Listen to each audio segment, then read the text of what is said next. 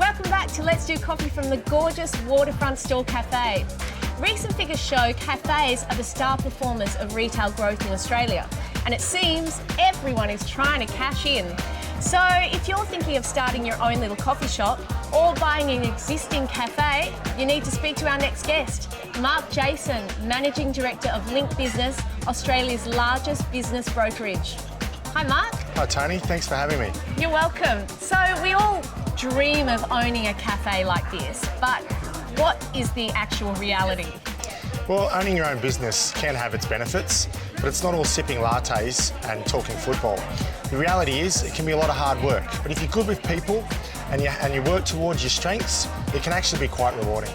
What does a business broker do, and how can you help in this whole cafe buying business? Sure. Essentially, business brokers bring buyers and sellers together, but it's a lot more than that. Finding the buyer is actually the easy part. A business broker has to keep the deal on track. That's where our skills really come into play. A Link business broker has to understand financials, they have to understand pricing a business correctly, how to market it, how to write an information memorandum.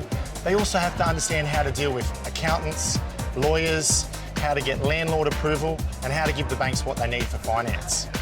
I am married to an ex-restaurateur, so I know all about the ins and outs of owning a restaurant. But what do you think are the traps for any of those people that have their rose-coloured glasses on about owning a venue? Don't get caught up looking for the perfect business. You have to look for something that meets your criteria and be ready to act. If you miss out, it might be a while before you find something that suits your criteria again. It's not like property. Good cafes are going to survive with good operators, and people who are poor operators, they're always going to struggle. Do you think if you're a first-time business buyer, maybe a franchise is a good idea?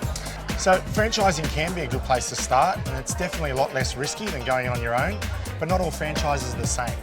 So a franchise can provide you with training and support, it's got brand recognition, it's got a proven system, and banks will lend on them. So can you give me your top tip before we go for someone who's about to throw all their life savings into a cafe?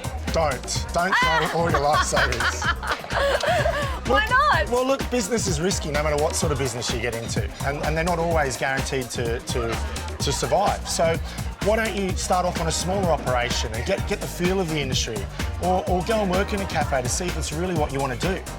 And then you can take those skills that you've learned and put it into a business, and it'll help you ensure the success of that business. Some wise words there. Thank you very much. No problems.